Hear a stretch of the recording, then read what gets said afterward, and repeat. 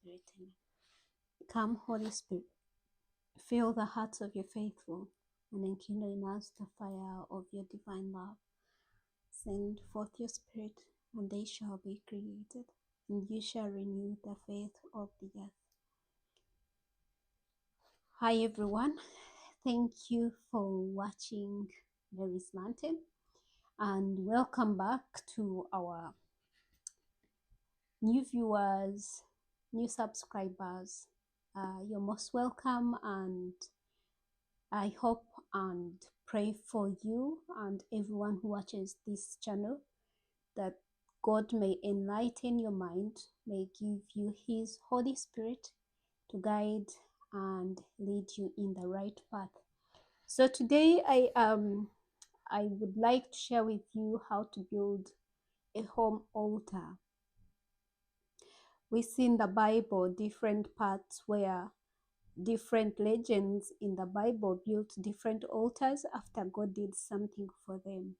So I have felt today that it has been one of those things I wanted to talk about building a home altar in which you can always go and pray, say your prayers constantly. Like, it should be that one place in your house, preserved, gazetted, mainly for prayers. You can put it in your sitting room.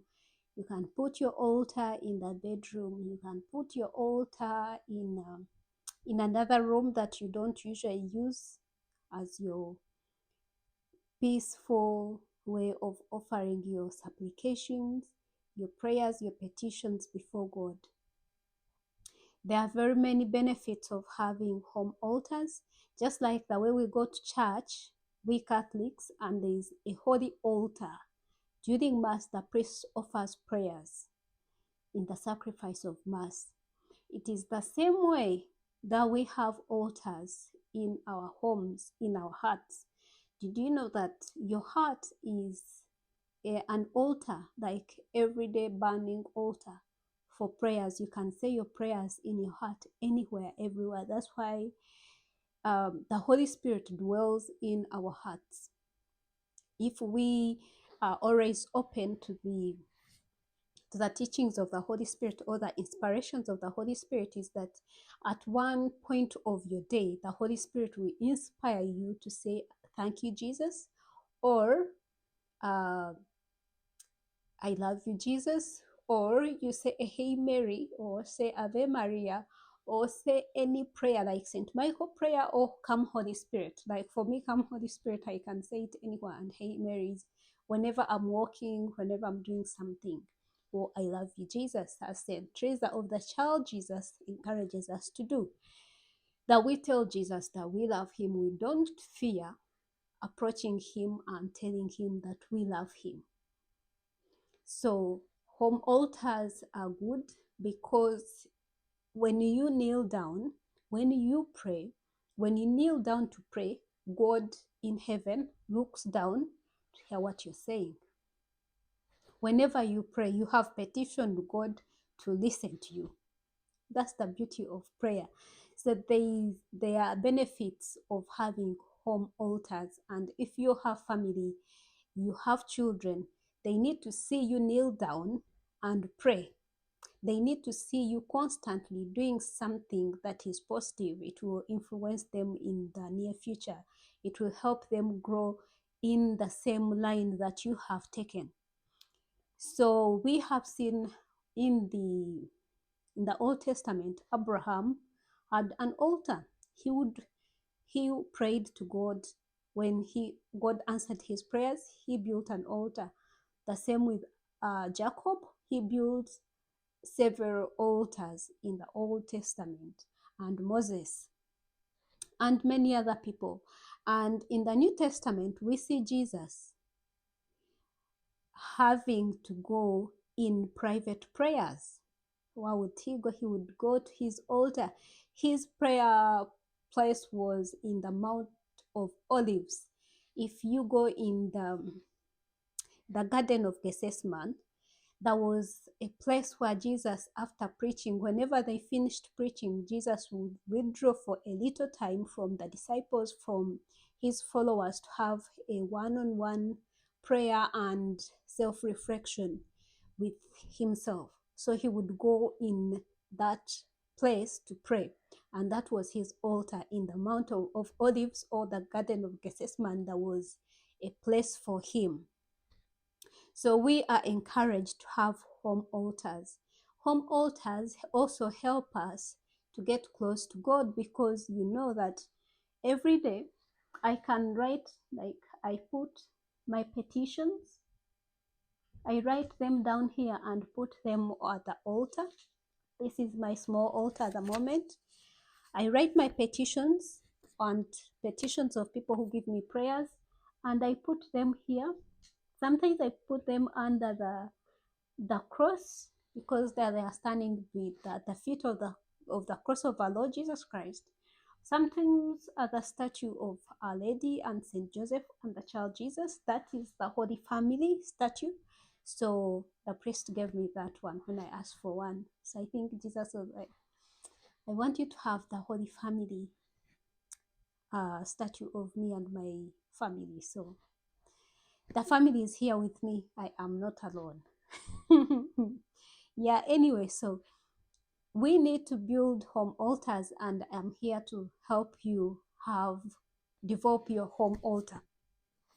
So these are a few things that we can have at the altars in our homes. One is how to build a home altar.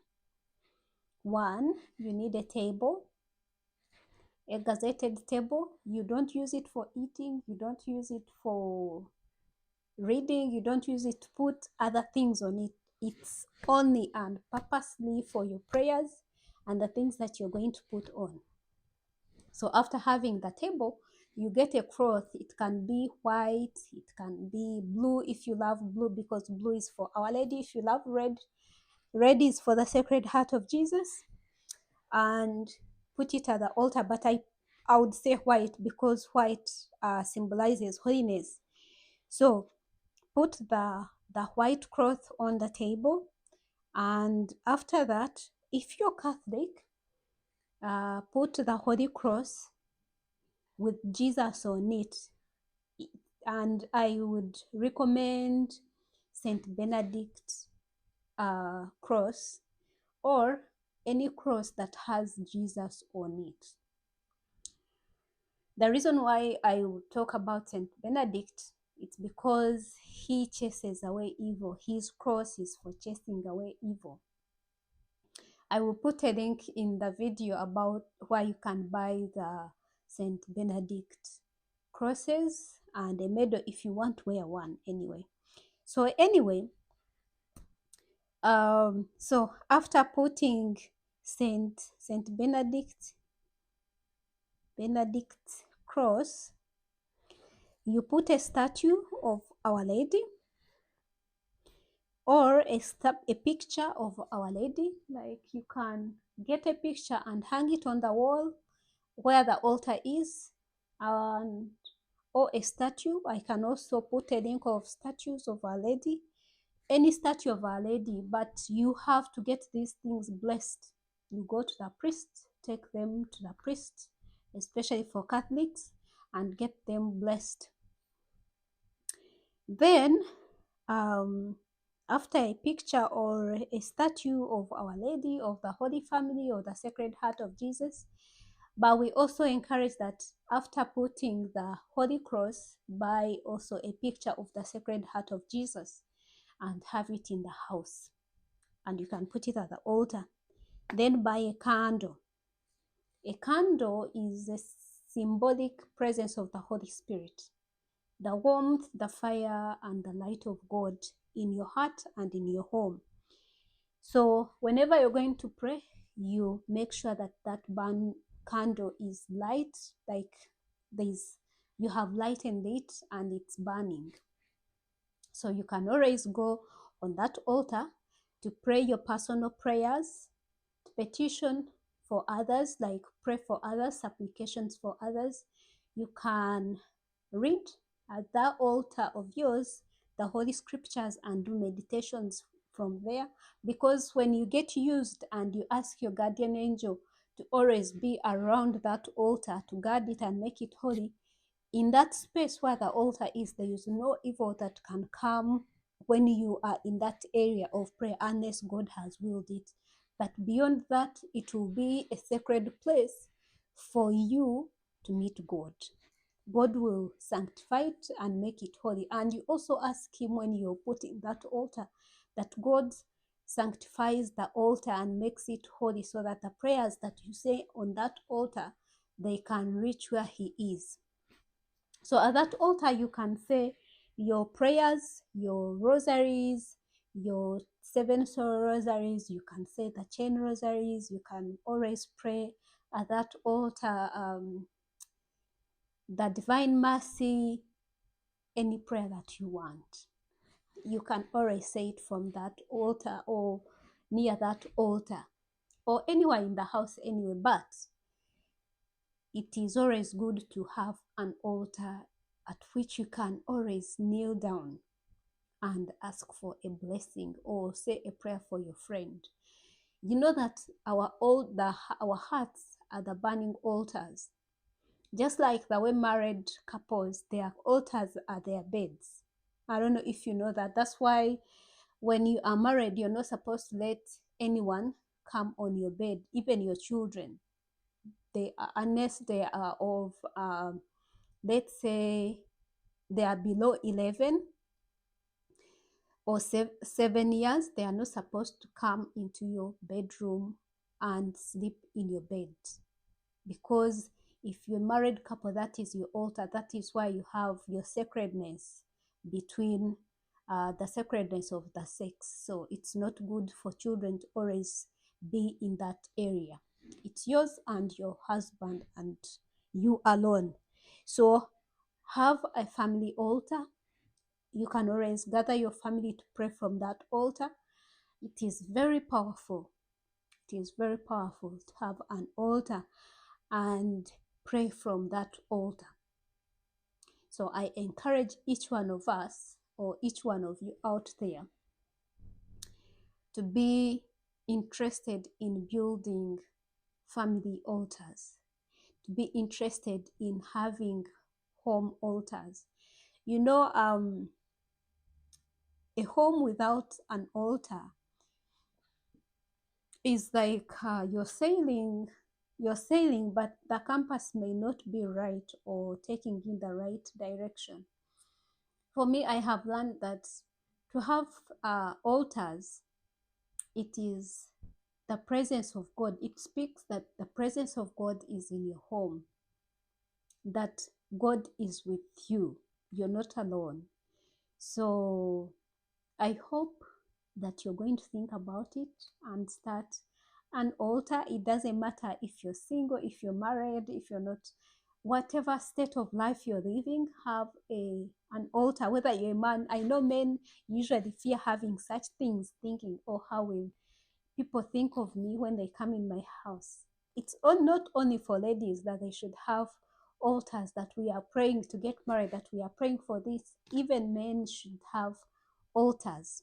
Actually, most men in the Bible, the legends in the Bible that build altars, many of them were men. So have altars in your homes and build them and build your relationship, grow your relationship with God, and you will be amazed at how things change, how you get transformed by that one simple act that you take.